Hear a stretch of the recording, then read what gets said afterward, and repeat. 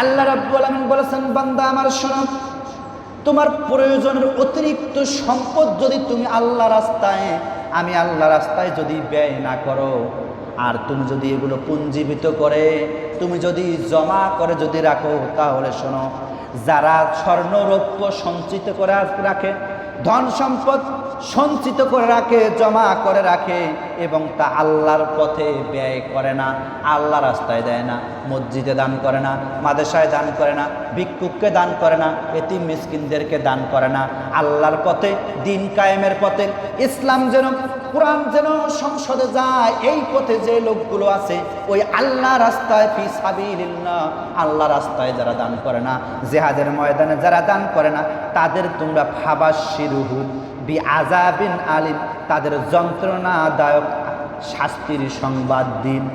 নাউজুবিল্লাহ বলেন। তাদেরকে যন্ত্রণাদায়ক শাস্তির সংবাদ দিন। আপনার ধন সম্পদ আপনাকে যন্ত্রণাদায়ক শাস্তি বলতে কি, আল্লাহ পাক জাহান্নামের কথাই বুঝিয়েছেন। তাহলে আপনাকে জাহান্নামের সংবাদ দেওয়ার জন্য আল্লাহ পাক বলেছেন। এই সংবাদটা আমি আপনাদেরকে দিলাম। এখন থেকে আপনার সম্পদ কি জমা করে রাখবেন, না সাধ্য অনুযায়ী আল্লাহ রাস্তা দান করবেন? কথা বলেন না।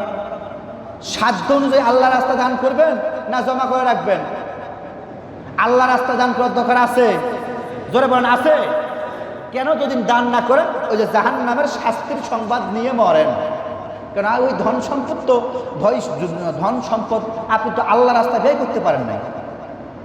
এই ধন সম্পদ হাসরের ময়দানে রাসূল সাল্লাল্লাহু আলাইহি ওয়াসাল্লাম বলেছেন কি, এগুলো আপনাকে পাহাড় সম পরিমাণ করে আপনার ঘাড়ের মধ্যে চাপাই দিয়ে জাতির লোকেরা, গোটা পৃথিবীর মানুষ দেখবে, ওই যে অমুক দেখছেন, অমুক মসজিদের সভাপতি, কেশিয়ার, সেক্রেটারি, ইমাম, মুয়াজ্জিন খালি সম্পদ জমাই করতো, ওই যে সম্পদ আজকে তাকে ঠাসি ধরছে জাহান্নামে নিয়ে যাওয়ার জন্য। নাউজুবিল্লাহ।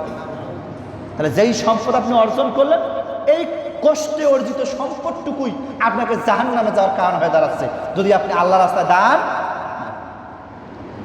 সম্মানিত বন্ধুগণ আমার, শুধুমাত্র তাই নয়, আল্লাহ রাসূল সাল্লাল্লাহু আলাইহি ওয়াসাল্লাম সাহাবাদের সামনে সূরা আলে ইমরানের 180তম আয়াতের তাফসীর করতেছেন, ডাক দিয়ে বলতেছেন, আল্লাহর দেওয়া ধন সম্পদ কৃপণতা করে তার পথে ব্যয় না করলে কিয়ামতের দিন কৃপণদের গলায় তা বেরি হিসেবে পরিয়ে দেওয়া হবে, মালা বানিয়ে দেওয়া হবে বেরি হিসেবে। এনে যাও তোমার ধন সম্পদ। এই ধন সম্পদ তোমাকে নামাজ থেকে বিরত রেখেছে। এই বাড়ি, অট্টালিকা, এসি, ডিসি যাহা আছে, অর্থ সম্পদ, স্ত্রী, সন্তান, এই সবগুলো সম্পদ। 5 প্রকার। এই ব্যাখ্যা আমরা অন্যদিন দেবো ইনশাল্লাহ। এই 5 প্রকার সম্পদ, তার মধ্যে স্ত্রী একটা সম্পদ, আপনার সন্তানাদি একটা সম্পদ, অর্থ একটা সম্পদ, সোনা দানা, জহর, মরিবর, টাকা পয়সা, এই সবগুলো সম্পদ। এই সম্পদে তো আপনাকে নামাজ থেকে বিরত করেছে।